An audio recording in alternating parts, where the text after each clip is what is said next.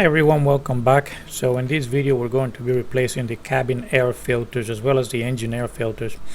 So what happened during the first two videos when we were repairing the air conditioning system upon inspection of the air filter housings, we found that there was a lot of debris in the housings. So anyways, we decided to replace them. And at first I thought maybe I could replace the cabin air filters from the engine compartment side, because there's actual access from the engine side where you can even vacuum the housing, but you can't replace the filters from the engine side. You actually have to remove the glove box in order to replace the cabin air filters. So at first it may appear a little intimidating when you first look at it, particularly the cabin air filters, but actually it's not that hard, and once you get into it, it'll get easier and it'll become clearer. And basically for the cabin air filters, you have 4 bolts at the top of the glove box and 4 bolts at the bottom of the glove box, as well as 3 bolts on the side, so you'll have to remove the side panel to access this. And again, I would recommend that you get a good set of picks so that you don't break any of your plastic trim. So the first thing you'll want to do is carefully remove the weather stripping from the A-frame pillar to get access to that side panel. Then the side panel is not bolted on here, it's only clipped, so you'll want to just very carefully begin prying it apart. Just being careful not to break it, because you can crack it if you're not careful. Anyways, once you remove the side panel, you'll get access to these torque screws over here. And by the way, these are T20s. So there's one down here, and then there's another one over here. And actually I thought it was 3, but it's just these 2 that you need to remove. So again, you'll need a T20 for all these screws. And actually I wanted to mention too, the instructions call for 4 screws at the top, but it's actually only 3 of them. The 4th actually grabs the latch, and you don't want to remove this one because it's very hard to realign it and put it back in place. So just keep that in mind. It's only 3 screws at the top, actually not 4.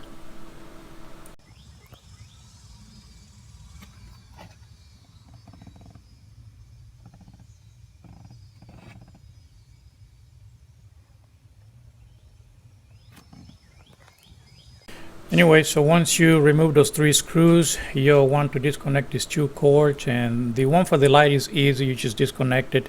But the one for the USB, you can either pass it through the housing on the glove box itself over here, or you can disconnect it at the top from the control unit.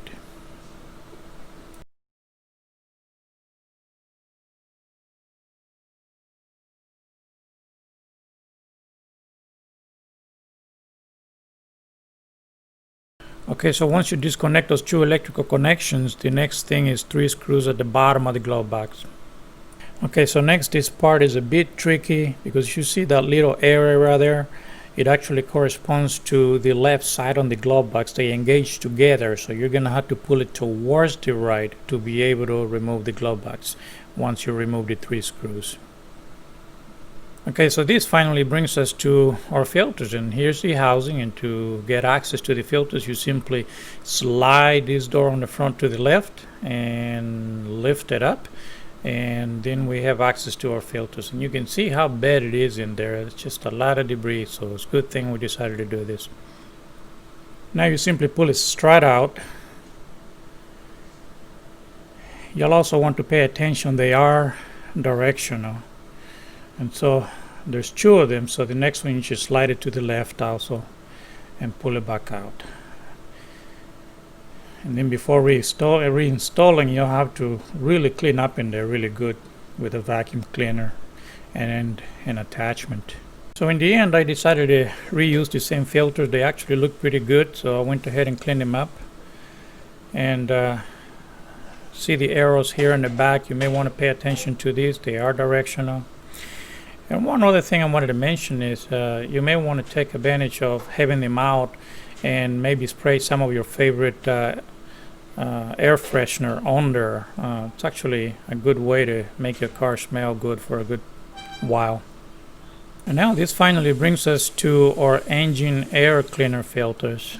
And first you'll want to remove the intake hoses both on the left and on the right by just pulling them apart from each other. Now remove the engine cover by just pulling it straight up. Once you do that, you're ready to remove the housing, and it's pretty easy. You just remove that clip right there, pry it towards the back, and that'll free the housing. Other than that, there are no bolts holding this down, just some clips at the bottom. If you just lift it straight up, it'll come right up.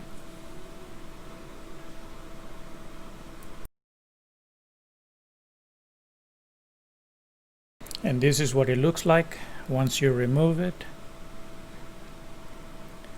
You can see the filters inside there. So to remove this, you have to go to the bottom of this housing. You'll find the Torx screws at the bottom, and I believe those are also T20s, and there's two different filters, one on the left and one on the right. You can see the Torx. There's 4 Torx screws per side.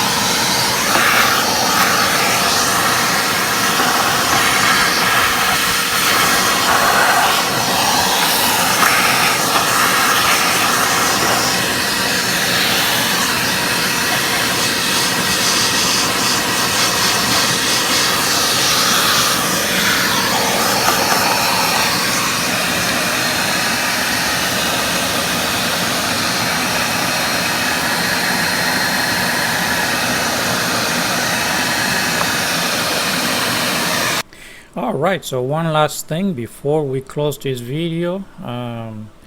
My ugly headlights. So I decided to buff them up a little bit, and to do this you can use buffing compound and a die grinder with a buffing kit that you can buy just about anywhere really.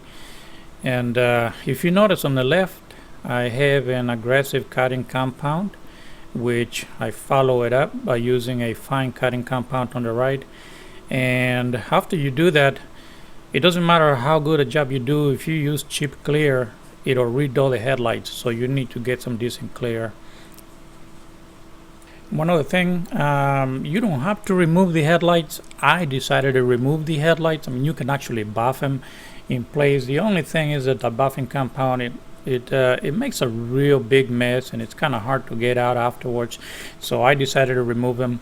Now if you look at the instructions, you only see 2 bolts on the instructions, but actually to remove these headlights you need to remove 3 bolts. And so you can see there's one right here on the top, and there's the other one on the right towards the top, and then inside, which you're actually gonna have to reach in underneath the fender well to get this bolt, is underneath the headlight. There is no access to this bolt from the top.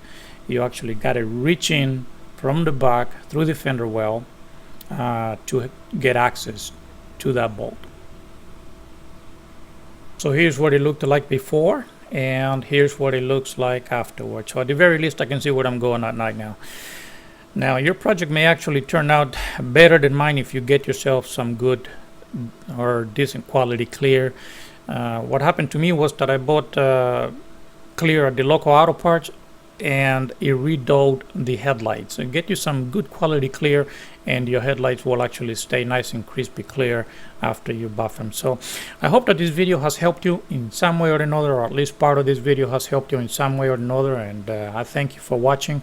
I got some cool projects for the near future, including a barbecue pit that I'm gonna build on a trailer. It is a 240-gallon tank, which I will be building from scratch.